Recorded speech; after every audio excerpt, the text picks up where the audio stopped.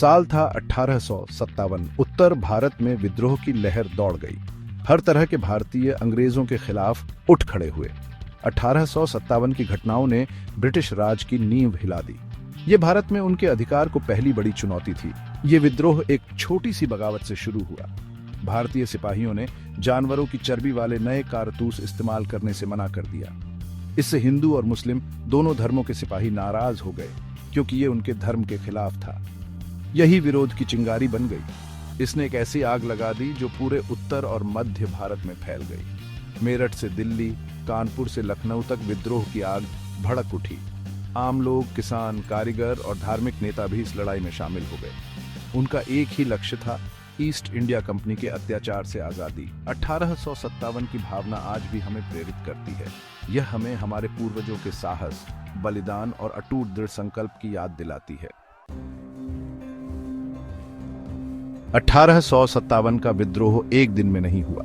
दशकों से चले आ रहे असंतोष और नाराजगी ने इस विद्रोह को हवा दी।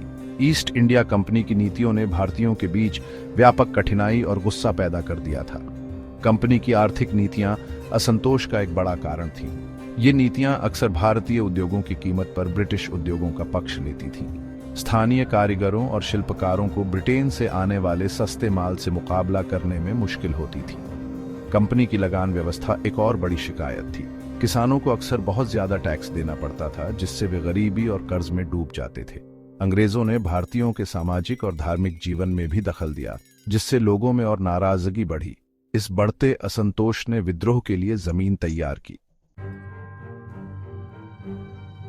10 मई 1857 को मेरठ में विद्रोह भड़क उठा। ब्रिटिश ईस्ट इंडिया कंपनी की सेना के भारतीय सिपाहियों ने विवादास्पद एनफील्ड राइफल के कारतूसों का इस्तेमाल करने से इनकार कर दिया। ऐसी अफवाह थी कि इन कारतूसों में जानवरों की चर्बी का इस्तेमाल किया गया था, जो हिंदू और मुस्लिम दोनों सिपाहियों के धार्मिक विश्वासों के खिलाफ था। ब्रिटिश अधिकारियों ने कड़ी सजा दी, जिससे स्थिति और बिगड़ गई। मेरठ के सिपाही खुले विद्रोह पर उतर आए। उन्होंने अपने कैद साथियों को रिहा कराया और मुगल सत्ता के केंद्र दिल्ली की ओर कूच कर दिया। विद्रोह तेजी से उत्तर और मध्य भारत के अन्य हिस्सों में फैल गया। दिल्ली विद्रोह का एक प्रमुख केंद्र बन गया। विद्रोहियों ने बुजुर्ग मुगल बादशाह बहादुर शाह जफर को विद्रोह का प्रतीकात्मक नेता घोषित कर दिया। विद्रोह में असाधारण बहादुरी और बलिदान के कई कारनामे देखे गए। झांसी की रानी लक्ष्मीबाई अंग्रेजों के खिलाफ कड़े प्रतिरोध का प्रतीक बन गईं। भाग 4, बदलाव की बयार, ब्रिटिश दमन और उसके बाद। शुरुआत में अंग्रेज विद्रोह के पैमाने और उसकी तीव्रता से दंग रह गए।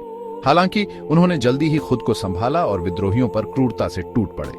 अपने बेहतर हथियारों और संसाधनों के साथ अंग्रेजों ने धीरे धीरे बढ़त हासिल कर ली। उन्होंने जमीन को तबाह करने की नीति अपनाई, गांवों को जला दिया और पूरी आबादी का कत्लेआम कर दिया। दूसरी ओर विद्रोही ठीक से संगठित नहीं थे और उनके पास कोई ठोस रणनीति नहीं थी। उनकी एकता और तालमेल की कमी अंततः उनके पतन का कारण बनी। 1858 के अंत तक अंग्रेजों ने विद्रोह को कुचल दिया था। प्रतिरोध की आखिरी चिंगारी बुझा दी गई। 1858 में ईस्ट इंडिया कंपनी को भंग कर दिया गया और ब्रिटिश क्राउन ने भारत पर सीधा नियंत्रण कर लिया। इस विद्रोह के कारण महत्वपूर्ण प्रशासनिक बदलाव भी हुए, जिसमें सेना का पुनर्गठन और नई भूमि राजस्व नीतियां शामिल थीं। भाग 5, क्रांति की विरासत, 1853 का स्थायी प्रभाव। 1857 का विद्रोह हालांकि ब्रिटिश शासन को उखाड़ फेंकने के अपने तत्कालिक उद्देश्य में अंततः असफल रहा, लेकिन इसका भारत पर गहरा और स्थायी प्रभाव पड़ा। इसे अक्सर भारत के पहले स्वतंत्रता संग्राम के रूप में देखा जाता है। इस विद्रोह ने भारतीयों में राष्ट्रीय चेतना की एक नई भावना पैदा की। इसने ब्रिटिश शासन को चुनौती देने की संभावना को प्रदर्शित किया। इसने स्वतंत्रता के लिए बाद के संघर्ष की नींव रखी। विद्रोहियों द्वारा किए गए बलिदानों ने स्वतंत्रता सेनानियों की आने वाली पीढ़ियों को प्रेरणा दी। 1857 की घटनाओं ने अंग्रेजों को भारत में अपनी नीतियों पर पुनर्विचार करने के लिए मजबूर किया। 1857 का विद्रोह उत्पीड़न के खिलाफ प्रतिरोध का एक शक्तिशाली प्रतीक बना हुआ है। ये भारतीय लोगों की अदम्य भावना का प्रमाण है।